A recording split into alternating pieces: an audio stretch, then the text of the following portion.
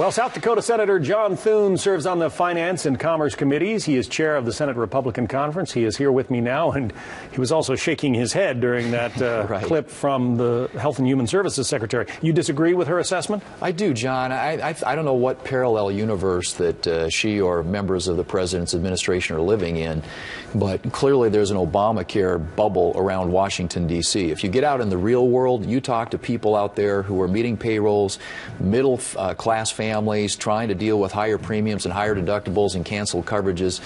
This is having a real economic impact, and they don't want to acknowledge it. I understand why. It's got real not only economic consequences but political consequences for them. But didn't that Congressional Budget Office report just out say that Obamacare is going to result in 2.5 million people, in the net loss of 2.5 million jobs over the next 10 years? Well, it did. And what it said was not only that, but it was going to reduce wages by 1%. And if the Senate Budget Committee looked at what that means, it's $1 trillion in reduced wages to the American people. So it's going to hurt take-home pay. Obviously, you're going to have higher out-of-pocket costs with deductibles and premiums, and fewer doctors and hospitals. I mean, that's the real-world impact of this. So Secretary Sebelius, I think, I don't know who she's listening to, academics or economists that are liberal-leaning, but in the real world, this is the impact that it's having, and the American people are suffering. Is that why the president waved his magic wand and said now some businesses are not going to have to comply with some of the Obamacare requirements until 2016? Right, and I think that the thing, to me, that acknowledges, it's an admission on the president's part that this is hurting the economy, it's hurting jobs. I mean, why do you have to waive or delay now almost 30 times portions of this act? And it's pretty clear to me that it's because they're trying to save some people's jobs in the midterm elections. There was a report, going to that point, in Politico this morning that says this: Democrats know their biggest problem in this year's midterm elections is Obamacare. So top party operatives have settled on a strategy to try blunting the GOP's advantage.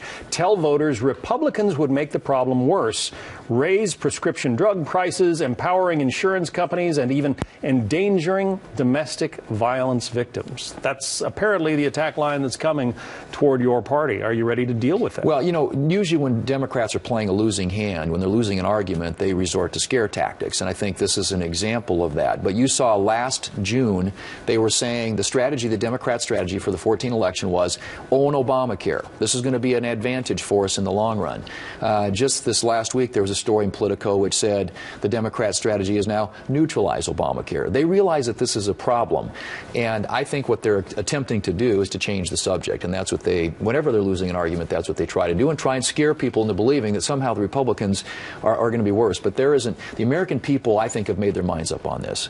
They know that this is bad for the economy, bad for their own personal economic circumstances, and that's why there's so much negativity about it around the country. On the House side, as you know, there have been 40 or so attempts to repeal Obamacare, and this same Politico piece goes to that. It says an internal Democratic poll recently conducted in Montana, where there's a competitive Senate race, found that 65% of voters agree with the statement, "We've wasted too much time talking about Obamacare, and we have other problems to deal with." Despite the botched rollout of the website, despite all of the problems that this thing seems to be causing, do you think that some Americans just want to fix it and move on?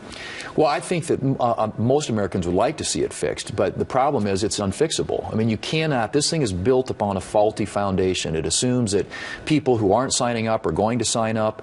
Younger people are going to sign up. It's got all kinds of new taxes and cuts in Medicare Advantage reductions that are coming next week. These are going to be real-world impacts on people across this country. And the reason that people are talking about it in Washington, D.C. is because people are talking about it around the country. And I think it's going to continue to be a subject of conversation. Now, it feeds into a broader discussion we need to be having about jobs in the economy, and I think we need to be talking about what we can do to get the economy growing again and expanding and creating jobs. But Obamacare is a part of the national conversation that's going to continue because it's having real-world impacts. Senator John Thune, Republican, South Dakota. Thank you. Thanks, John. Nice.